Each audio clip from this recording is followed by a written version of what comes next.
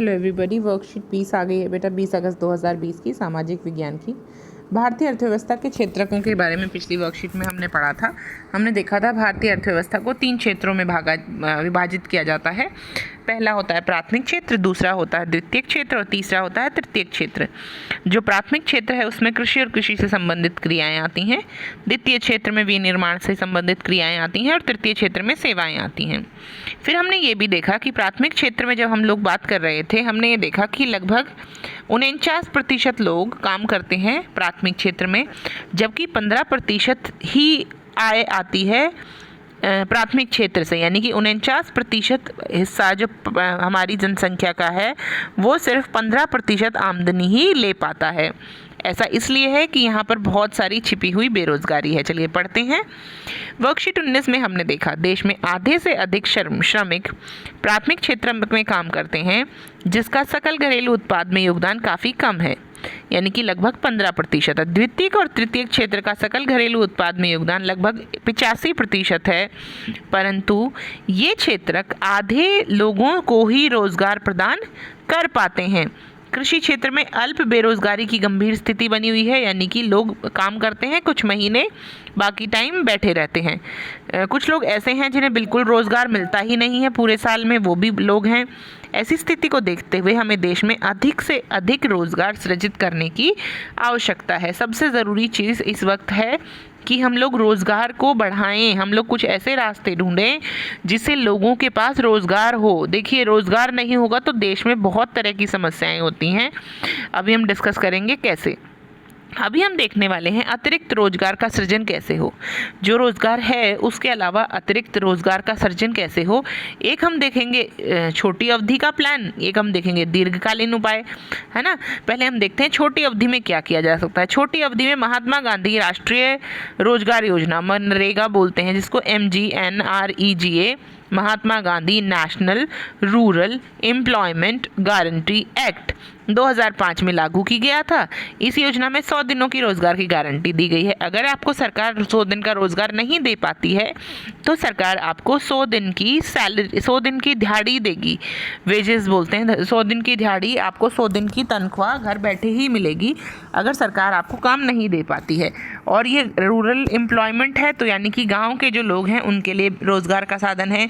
गाँव के आसपास ही आपको रोजगार दिया जाएगा और लगभग 1/3 जो रोजगार होगा उसमें से 1/3 हिस्सा सिर्फ महिलाओं को, यानी कि अगर गांव में 30 लोगों को रोजगार दिया जाएगा तो 10 महिलाएं ज़रूर होंगी। गरीबों में से अति गरीब वालों को रोजगार प्रदान करना, जो BPL है यानी बिलो पॉवर्टी लाइन, गरीबी रेखा से नीचे रहने वाले लोग हैं, उनके लिए रोजगार की योजना चलाई गई थी।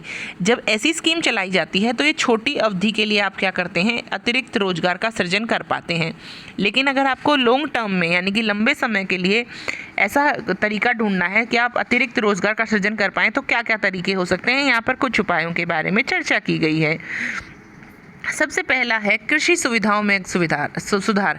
अगर कृषि सुविधाएं बेहतर होंगी, फसल को बेचना और उसको पाना सब जगह आसान होगा, तो क्या होगा, लोगों के लिए रोज़गार, कृषि करना बहुत आसान हो जाएगा। फसलों की अच्छी कीमत मिलेगी और लोग और रोज़गार भी कर सकते हैं अच्छी कीमत के साथ। सस्ती दर पर कृषि ऋण दिया जाए, यानी कि लोग जो कृषि से भाग रहे हैं, कृषि को अच्छा व्यवसाय नहीं मानते हैं, वो अगर उनको अच्छे कृषि ऋण दिए जाएँ, किसानों पर इतना ज़्यादा लोन ना हो, तो किसान आत्महत्या नहीं करेंगे, ज़्यादा बाहर से ऋण नहीं लेंगे और सरकारी ऋण लेंगे जो कि सस्ती दरों पर दिया जाता है। अर्ध ग्रामीण क्षेत्रों में उद्योगों की स्थापना की जाए ताकि ग्रामीण लोगों को वहां पर रोजगार मिल सके।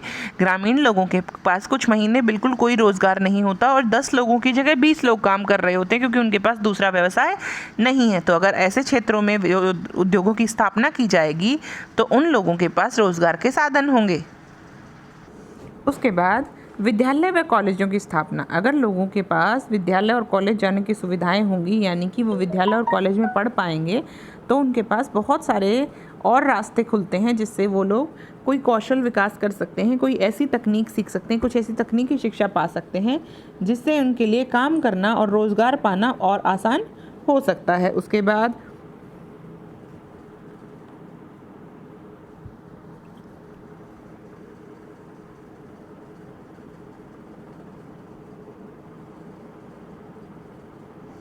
उसके बाद स्वास्थ्य सुविधाओं को बेहतर करना। अगर आप स्वास्थ्य सुविधाओं को बेहतर कर पाएंगे, देश में स्वास्थ्य सुविधाएं बेहतर होंगी तो लोग स्वस्थ होंगे तो काम करने के इच्छुक होंगे और काम कर पाएंगे। यहाँ पर स्वास्थ्य गलत लिखा है बच्चे, इसको ध्यान से देखिएगा। आधा स आता है और आधा ही थ आता है, स्वास्थ्य। चलिए आगे चलते हैं। महात्मा गांधी राष्ट्रीय गारंटी योजना मनरेगा 2005 की विशेषताओं की व्याख्या कीजिए। देखिए यहाँ पर एक लाइन में सारी व्याख्या दी गई है। यह योजना 2005 में लागू की गई थी। देखिए यहाँ पर दी गई है, ये सारी जो हैं ये इसी मनरेगा के बारे में दिया गया है। यह योजना 2005 में लागू की गई। 100 दिनों की रोजगार की गारंटी है। रोजगार न मिलने पर बेरोजगारी भत्ता दिया जाएगा। आप गाँव के आसपास कार्यस्थल दिया जाएगा।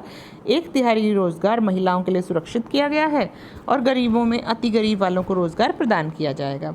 अतिरिक्त रोजगार सृजन के दीर्घकालीन उपायों की व्याख्या कीजिए। देखिए दीर्घकालीन उपाय यहाँ पर बहुत सुंदर दिए गए हैं। कृषि सुविधाओं में सुधार, सस्ती दर पर कृषि ऋण, अर्ध ग्रामीण क्षेत्रों में उद्योगों की स्थापना, कॉलेज विद्यालय व कॉलेज की स्थापना, स्वास्थ्य सुविधाओं में सुधार। ये चीज़ें हो गई। अब चलते हैं अगले क्वेश्चन की तरफ।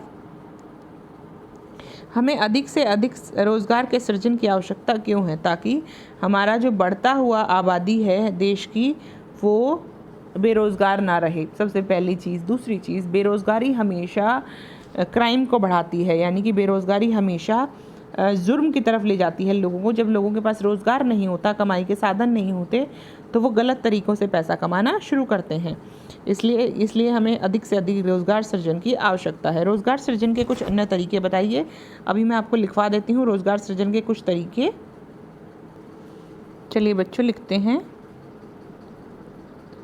सबसे पहले लिखते हैं पहले वाला प्रश्न, जिसमें कहा गया था देश में रोज़गार क्यों होना चाहिए। देश में बेरोज़गारी क्यों हटनी चाहिए?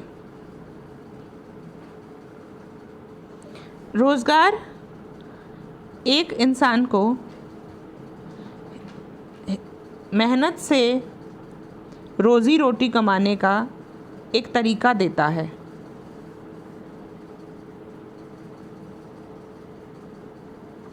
जब इंसान के पास रोज़गार नहीं होता तो लोगों में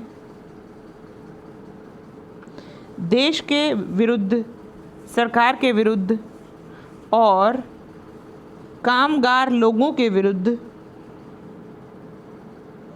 एक भावना उत्पन्न होती है जो उसे जुर्म, लालच व भ्रष्टाचार की ओर ले जाती है।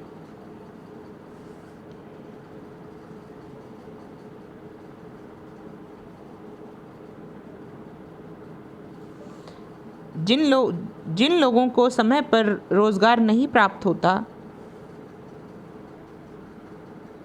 वे बुरी आदतों का शिकार हो जाते हैं और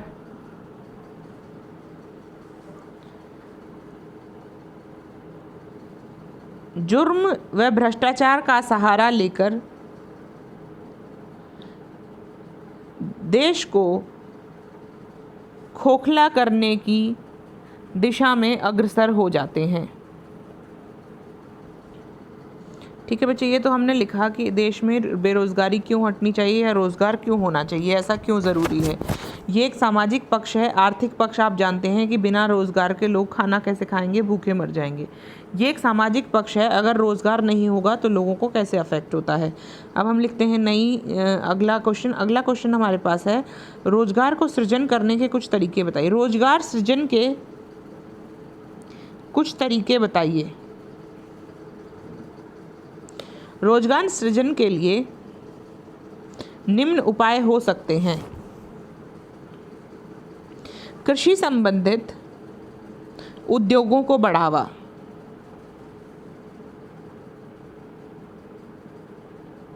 सरकार को कृषि संबंधित उद्योगों व व्यवसायों की तरफ लोगों को जागरूक करना चाहिए और कुछ प्रोत्साहन धनराशि के साथ सस्ते ऋण देकर लोगों को मधुमक्खी पालन, मछली पालन, डेयरी इत्यादि कृषि संबंधित व्यवसायों से जोड़ना चाहिए।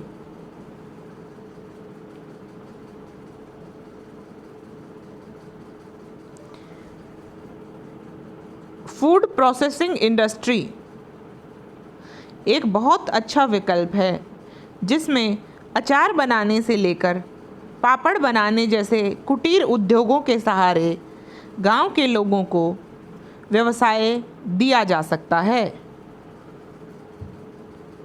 ये एक उपाय हो गया बच्चे। अगला उपाय वोकल फॉर लोकल।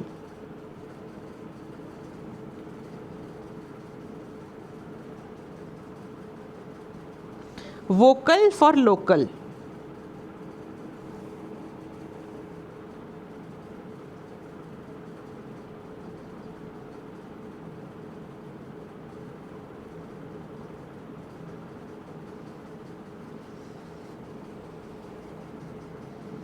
यह मुहिम भारत सरकार द्वारा अभी चलाई गई है जिसमें हमें अपने आसपास बसे उद्योगों व छोटे व्यवसायी कुटीर उद्योगों से ही सामान खरीदने का प्रयास करना चाहिए और उनके उद्योग और उत्पादन को खरीदकर उन्हें प्रोत्साहित करना चाहिए।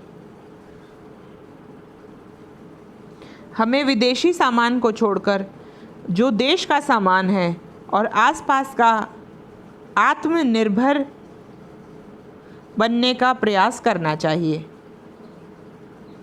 तो ये ऐसे हम लोग क्या कर सकते हैं बेटा, जो आसपास चीज़ें मिल रही हैं उन्हीं को खरीदें, उन्हीं से पहने, उन्हीं से सारी चीज़ें करें। तो क्या होगा, आपके आसपास के उद्योग भी डेवलप होंगे। देश विदेशों का सामान ना खरीदें, अपने देश में ही सारी चीज़ों को बढ़ावा दें। इससे क्या होगा, आपके देश में रोज़गार बढ़ेगा और लोगों को ही मदद होगी। चलिए, ये थी आज की वर्कशीट। आई होप आपको सब समझ में आया। कोई डाउट हो तो प्लीज़ कमेंट कीजिएगा। मिलते हैं अगली वर्कशीट में। बाय बच्चों।